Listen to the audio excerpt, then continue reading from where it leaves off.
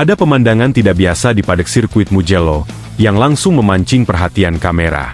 Pembalap muda Hakim Danish, tertangkap kamera sedang merayakan posisi start kedua dengan sangat luar biasa. Senyumnya mengembang lebar, dan ia berpose dengan papan nomor 2, seolah baru saja memenangkan balapan utama. Bagi sebagian orang, ekspresi ini terasa terlalu berlebihan untuk sebuah sesi kualifikasi.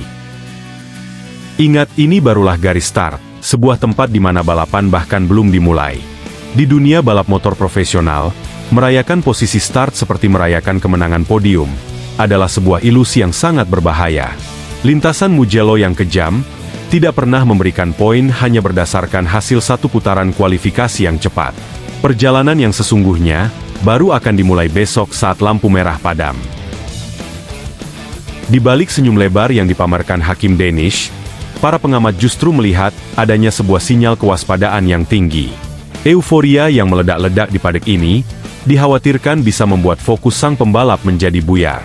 Beberapa jam sebelum mencetak waktu terbaik kedua tersebut, Danish sebenarnya sempat mengalami kecelakaan yang cukup parah pada sesi latihan bebas. Keberaniannya untuk bangkit kembali, memang patut diacungi jempol. Namun, ada batas tipis antara kepercayaan diri yang tinggi dengan keangkuhan yang merusak. Jika emosi ini tidak segera diredam, Danish berisiko tampil terlalu bernafsu dan agresif di awal balapan. Gaya balap yang gerusak-gerusuk justru seringkali menjadi penyebab utama terjadinya kecelakaan beruntun di tikungan pertama Mugello yang sangat sempit. Sirkuit Mugello di Italia dikenal bukan sebagai tempat yang ramah bagi pembalap yang cepat berpuas diri. Karakter lintasan ini memiliki trek lurus yang sangat panjang, menjadikannya salah satu sirkuit paling menuntut taktik di dunia. Di sini, posisi start kedua memang memberikan keuntungan karena terhindar dari kerumunan barisan tengah. Namun, berada di barisan paling depan sejak awal balapan di Mugello, seringkali menjadi sebuah kutukan tersembunyi. Pembalap yang memimpin jalannya lomba, akan bertindak sebagai pembelah angin bagi pembalap di belakangnya. Fenomena slipstream atau curi angin di trek lurus panjang Mugello, akan membuat pembalap di posisi kedua dan ketiga, dengan sangat mudah melakukan overtaking, sebelum masuk ke tikungan pertama. Bicara soal rekam jejak, Hakim Danish punya sebuah kelemahan besar yang sudah menjadi rahasia umum di lintasan balap. Ia adalah tipikal pembalap yang sangat mematikan dalam satu putaran tunggal saat kualifikasi. Kecepatan murninya tidak perlu diragukan lagi.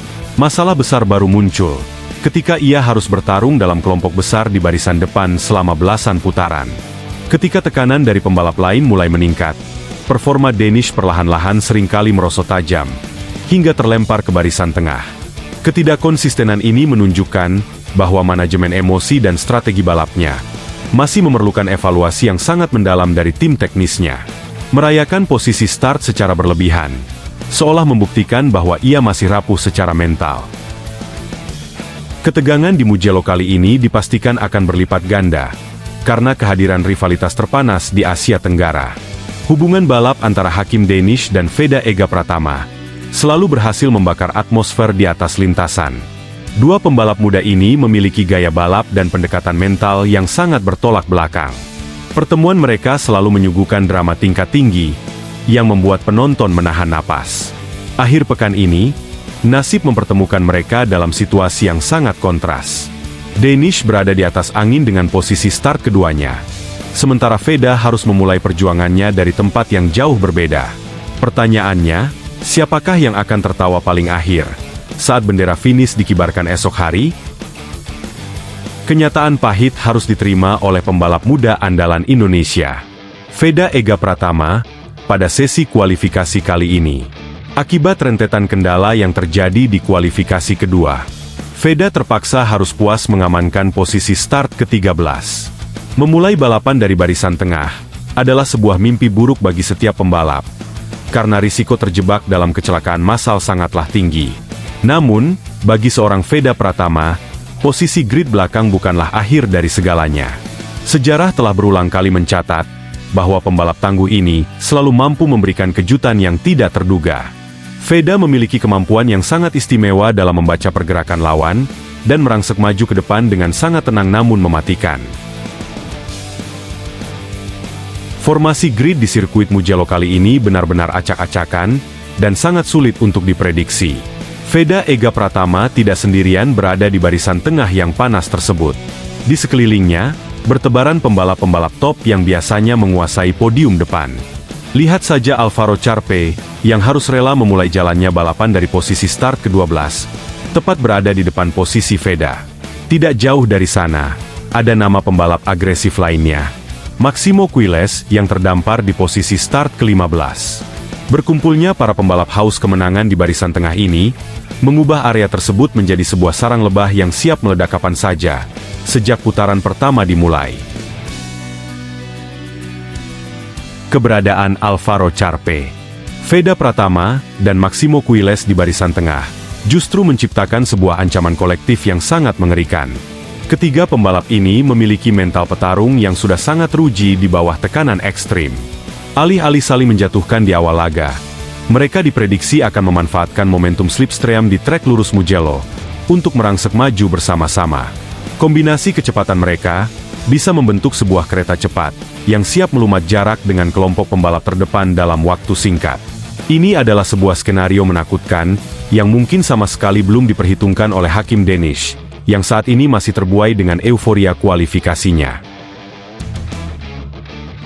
Perbedaan kondisi psikologis antara barisan depan dan barisan tengah kini menjadi sorotan utama para pengamat balap.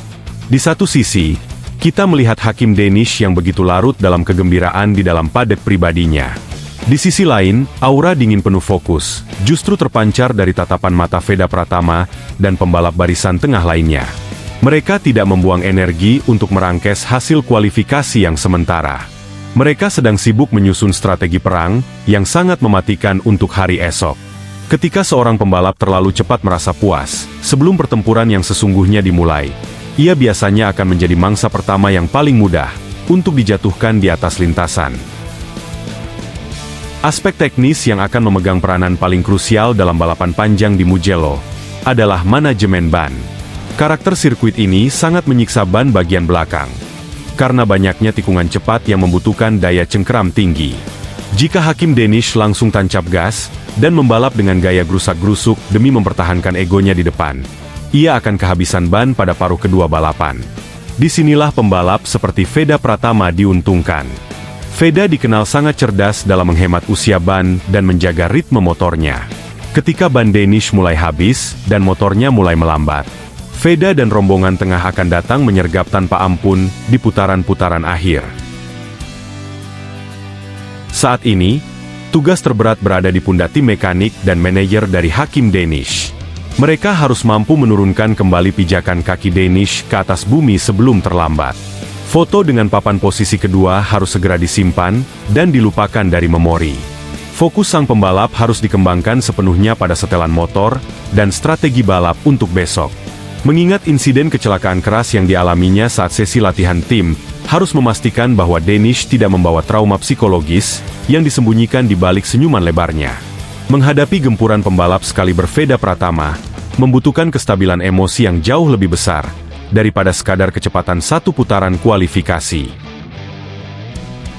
Sirkuit Mugello esok hari akan menjadi panggung pembuktian yang sangat krusial bagi karir kedua pembalap muda ini. Apakah selebrasi awal yang dilakukan oleh Hakim Danish akan membuahkan hasil manis berupa podium juara yang nyata? Ataukah kegembiraan prematur tersebut justru akan berakhir tragis dengan posisi yang melorot akibat kalah bertarung di tikungan akhir?